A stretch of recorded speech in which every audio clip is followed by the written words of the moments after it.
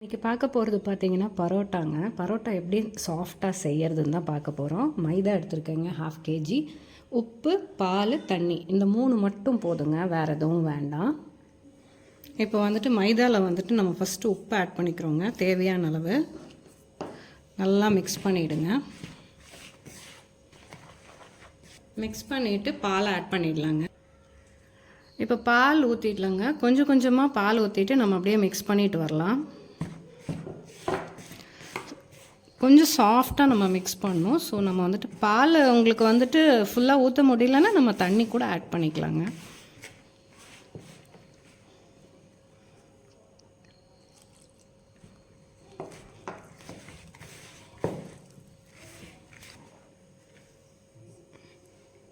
கொஞ்சமாக தண்ணி ஆட் பண்ணிக்கோங்க.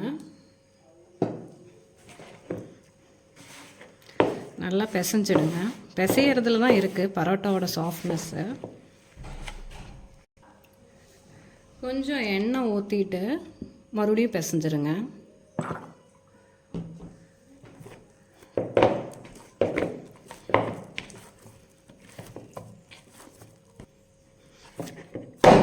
நல்லா கொஞ்சம் தட்டிடுங்க. நல்லா மாவு பிசைஞ்சாச்சுங்க. இன்னும் 1 hour அப்படியே ஊற விட்டுருங்க. 1 hour இல்லாட்டி 2 hours கூட நம்ம ஊற விடலாங்க.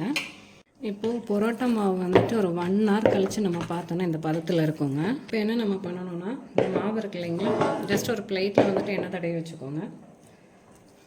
கையில் நல்லா எண்ணெய் போட்டுட்டு பரோட்டா மாவை நம்ம இப்படி எடுத்து, லெஃப்ட் கை இருக்குது இல்லைங்களா, இது இப்படி வச்சுக்கோங்க. இது லெஃப்ட் கை. ரைட் கையால் நீங்கள் இப்படி பண்ணுங்கள். ஸோ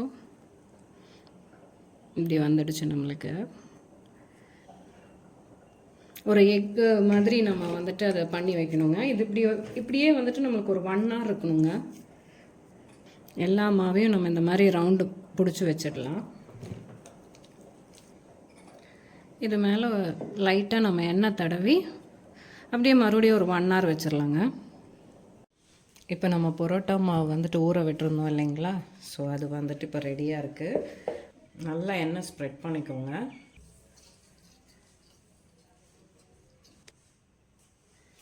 நல்லா இப்படி தேய்ச்சிக்கோங்க.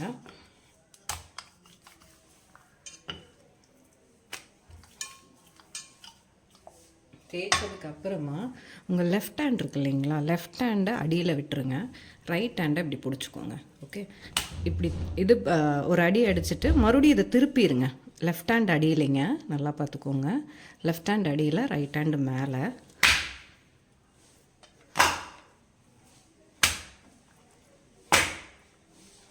இப்படியே சுற்றி சுற்றி அடிக்கணுங்க.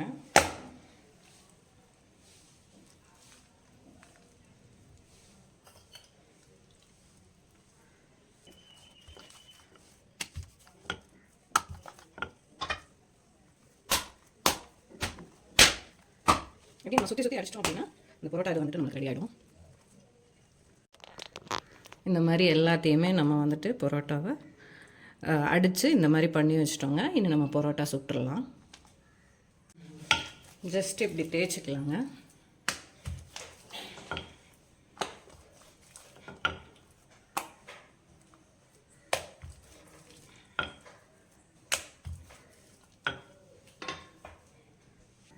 இப்போ கல் நல்லா சூடாகிடுச்சுங்க. ஸோ நம்ம இப்போ வந்துட்டு பரோட்டாவை இதில் போட்டுடலாம்.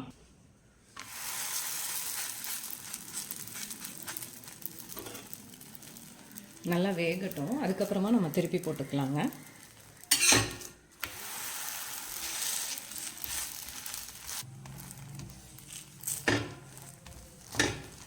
நல்லா 2 சைடும் வேக வச்சுருங்க.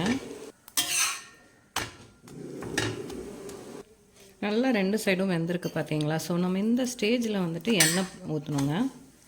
ஜஸ்ட்டு தேய்ச்சி விடுங்க போதும்.